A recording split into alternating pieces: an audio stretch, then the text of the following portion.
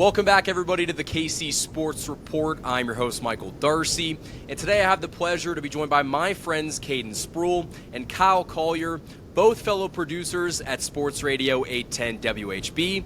And in this video, we're going to talk about Chiefs fan favorite Jawaan Taylor and if he should be benched after his disgusting start to the 2025 season. So, fellas, the Jawaan Taylor experiment has been something that we've watched for the better part of 3 years. This is his third year starting in Kansas City, and it's been a lot of inconsistencies and lining up offsides and penalties. In fact, I think he's played in 43 career games with the Chiefs, and he's only not been penalized in 5 of those games.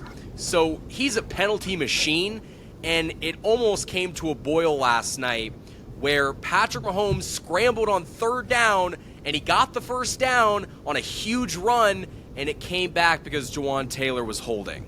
And so this is something that isn't just, a one-off. It's become a pattern, a consistency, and it has to stop. So what do you guys think about Jawaan Taylor and what he has done to this team for the past couple seasons? We'll start with Kyle.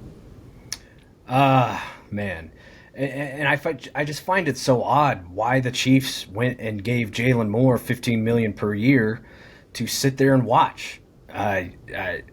Clearly, they brought in Moore to just kind of be that replacement in case Josh Simmons didn't work out or he wasn't ready, or in case Kingsley Suamataia wasn't ready. But it's clear that there is a need along that line, and it's not on the left side. It's Jawaan Taylor. Matt Nagy's comment from last week's pressers after the Eagles game, he basically said, we made it loud and clear that it's got to stop. Did you? Are you sure about that? Because it hasn't stopped. It just seems to be getting worse. And, Michael, in our previous video, I talked about Josh Simmons being on an island, and his win rate is very impressive. Jawaan Taylor is getting left on an island about 10% less, but he's still winning a lot, but he just cannot stop the referees from pulling out the yellow flag. And it's just drive killers. And this team, this offense, the margin for error is so thin that any mistake is just a killer. And we saw that last night. Mahomes had a scramble, like you said, wiped out by a hold by 74. And that wasn't his only penalty of the night. He had another false start, and NBC had the freaking graphic ready to go. So if it's not loud and clear yet, it better be now. Yeah, I think it's interesting because, I think it was the long run that Pat had last night in the flag on Jawaan, you could see Pat visibly frustrated. And It's not often that you see Pat get, very frustrated unless there's just, I don't know, just something going on that is not working out. And clearly it's not for the Chiefs. And I think it's interesting also that you pointed out, the Jalen Moore point, because in every interview, I think leading up to the season, when asked about Jalen Moore and where he can play along the line, they said he can play anywhere. They say he's versatile. He can play inside, he can play outside, he can play right. So why not? Why is he not being used there? $15 million is not anything, scarce by any means. That's a large amount, especially guaranteed money. So I believe whenever they signed Jalen Moore, they had the intention that he would be of use in this offense, and I think that now is the time to go ahead and take that chance. And I know that Jawaan Taylor's making more than him, so it really is not a salary cap thing. So at this point, I think it's better just to make the football move and give him a shot. I said it in my post-game show. I don't know if Jawaan Taylor has compromising photos of someone in that Chiefs front office or on the coaching staff. There is no reason that he should still be playing. Again, there's no accountability on this roster for Jawaan Taylor. Matt Nagy said that we're going to hold him accountable. It's got to stop. It's not going to stop. It's something that they can say it all they want. Until his butt is nailed to the bench, the problem's going to continue. And you guys both mentioned the Jalen Moore contract. That is not an insignificant amount of money to pay a guy that's not going to play. And even more maddening, last night against the Giants, you saw Jalen Moore get snaps at the left side of the offensive line instead of the right. And, they asked Andy Reid about it in his Monday press conference, and he was like, we're just giving Jalen Moore the reps on the left side just to get reps. Why not give him reps at the right side? I just don't get it. Yeah, when things go wrong with any player, you as a coach, I feel like you got to ask yourself, all right, when is that line when you cross it? Where do we set the bar at? For Jawaan Taylor, I mean, how low have you set it? Darcy, you brought it up, 40-plus games, a penalty in all of them except 5.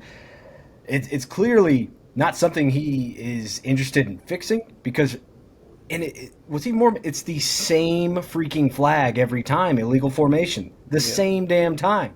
The holding just happens. That happens to every offensive line, but scoot up, man. Like, help me out. Like, how much more clear can the NFL make it to you, Jawaan Taylor, that you are not lining up correctly, and yet you still do it? Yeah, it's simply not. That's simply not a flag that is acceptable for a starting right tackle, especially a veteran in this league. You know, he was very impressive with the Jaguars, which is part of the reason why we signed him for the contract that he received. But yeah, that's not acceptable at all, especially on like a long play. You look at something like that. There's no reason that should discard, a long, explosive play over just a 5-yard penalty. It's just not acceptable, man. When I wonder what the breaking point is, because while he's still the starter right now, there has to be some breaking point. And you saw it happen last year when Patrick Mahomes got sacked and he got very visibly frustrated, and we didn't see any more of Kingsley Suamataia. So I feel like there has to be a certain tipping point. I don't know if it's the amount of reps that Jalen Moore needs to feel comfortable, but even if he is brutal to watch at right tackle, at least he is not going to kill your drives by lining up off sides, by getting a quick jump, or even by holding, because even when you look at Jawaan Taylor's good games, I think we would all agree he looked all right against the Eagles. He still committed penalties against the Eagles, it just didn't kill them. And so Jalen Moore has that upside, or at least the unknown, factor that you have to see what you have. Because right now, this experiment isn't working. And there's a lot of people that are blaming Chris Collinsworth for ruining this guy's career. And I would understand that to a certain point. But it's been 3 years. It has been 3 years since that incident happened. And he hasn't learned to not jump. So, at a certain point, it's Jawaan Taylor's fault. Nobody else is holding him accountable. And he's getting away with it on a weekly basis because Andy Reid is soft, or offensive line coach Andy Heck is soft, and they haven't said enough is enough. Yeah, and you mentioned the breaking point, which is the phrase I was looking for, so I thank you for that. But it's next week against Baltimore, does he commit a formation penalty that takes away a touchdown? Is that the breaking point? Frankly, I can't believe he was not at least subbed out last night, Sunday night against the Giants. At least try. Try something out. It's the Giants. The defense had the game on lock. So why not try it out? I don't get it, because I think the longer you go, that breaking point is going to be more detrimental to the team the longer you go. So, I don't have an answer at this point. Matt Nagy said we made it loud and clear. He continues to do it. So the longer you wait, the worse it's going to get. Yeah, I think it's a very subjective statement, but I think right now you could argue that the left side of the line has been more impressive than the right, to this point in the season, which is not okay at all, considering what we paid to those guys on the right side. Obviously, we invested high draft picks in the 2 guys on the left, so they're no slouch, but yeah, that can't be a thing at this point in the season. We're facing, it seems like every week there's another, elite pass rusher on the other side that we have to go up against, and those guys have to be up to hold up their part and protect Pat. When I want to talk more about this topic, and we'll do that right after this break. This video is sponsored by my friends over at DM Injury Law. Injured in an accident, you could be entitled to significant compensation, but time is critical. Rely on the experienced personal injury attorneys at DM Law, Kansas City and Missouri's top injury law firm. DM Law is a full-service personal injury practice supported by a large team of investigators, case managers, medical records specialists, and more. And best of all, you don't pay unless they win. DM Law operates on a contingency fee basis, meaning no fees unless they win your case. And they also provide free consultations. So if you've been injured, don't wait. You can contact DM Law today for a free consultation and learn how they can help you pursue the compensation you deserve. Let them handle the fight while you focus on healing. Hurt in a car wreck? Call Mike. Remember, Mike's got this. The choice of a lawyer is an important decision and should not be based solely upon advertisement. Thanks to DM Injury Law for sponsoring this video. Huge thanks to the sponsors that have supported this channel all football season long. So fellas, I want to ask you this question, and I want you to try to take your personal feelings aside. Do you think that Jawaan Taylor will be benched at any point this season? Yes. Okay. Yeah, I think just considering the fact that we do have Jalen Moore back there and we've invested so much in him, I think there will be a breaking point eventually. I don't know when it'll be, but I do think there eventually. Yeah. And Darcy, you and I have talked about this a number of times. We've talked about, loyalty and not being overly loyal to a point. I guess the thing with Taylor is just he's making 25 plus million, something like that. Is that what's keeping him in the lineup? Because you mentioned it earlier this video. Football move, make the football move. Do what's best for the team. Who gives a damn? How much a guy is making. If somebody else is going to be better, put that guy in. We all know this is Jawaan Taylor's last year with the team. The Chiefs cut him after the season. They're going to save a boatload of money. It's got to happen at some point because NBC has graphics for him. Matt Nagy said we've made it loud and clear. Yet he continues to do it. It's been 3 years. You mentioned it, and he's not fixed it. What makes you think he's going to fix it in the next couple of weeks? There's no reason to believe that.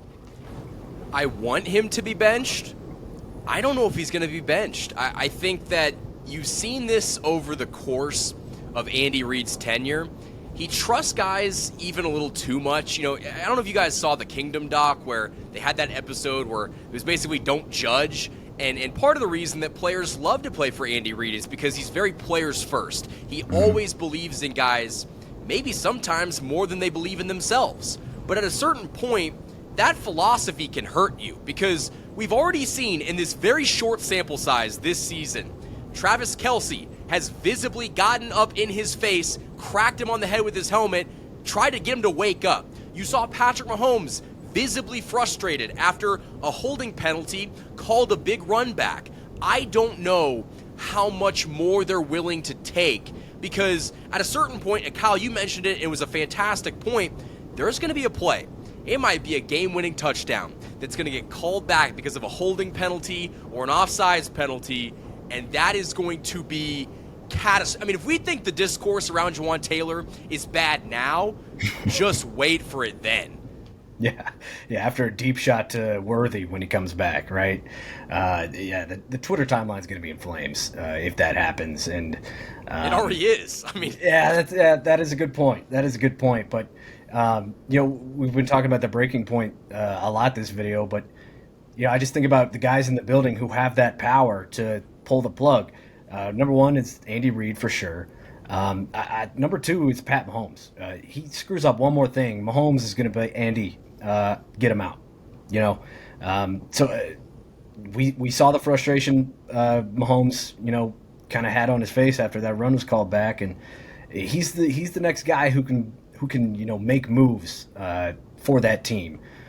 He's the quarterback, and if he doesn't trust the guy on the right side, get somebody else in there. Yeah, I mean it's rare that I think this season we've committed a lot more penalties as a team than we have past years, and that's not characteristic of an Andy Reid team. And Jawaan Taylor sadly has played a large part in that. I mean, it seems like anytime that a big play is called back, you just know it's going to be 74 on the offense. It's just going to be a matter of is it a holding, a legal formation, or what it is. That's not characteristic of the Chiefs, and I think they'll look to make a change eventually to kind of change that up a little bit. When previous years, you didn't have a backup plan. It was Jawaan Taylor or you're going down with the ship. This year is uniquely different. They've got a $15 million option sitting on the bench.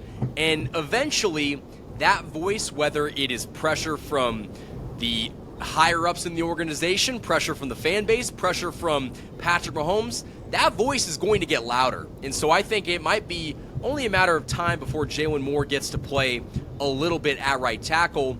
But guys, let me know what you guys think down in the comment section below.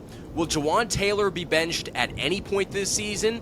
If so, when is that breaking point? And do you think that Jalen Moore could potentially finish out the season as the right tackle of this football team? But Caden and Kyle, I think that is all the time we have in this video. My final question for both of you is, where can the people find your content? You can catch me on The Take with Andy Swinney on Wednesday nights from 7 to 9 on Sports Radio 810 WHB. And then I'll follow up with Michael and Kyle on The Night Shift from 9 to 10. Yep, find me on The Night Shift Wednesday nights with Darcy and Caden, and then I produce the program with Serem Petro, weekdays 2 to 6. And guys, all of their stuff will be linked in the description of this video. If you have not done so already, go check out The Night Shift on Sports Radio 810 WHB, 9 to 10 on Wednesday nights, and hopefully we get some more hours over the course of the season. But we're going to talk strictly Chiefs football, preview this Ravens game in more detail, so you do not want to miss that. Until next time, guys, thank you for watching this video, and as always, go Chiefs.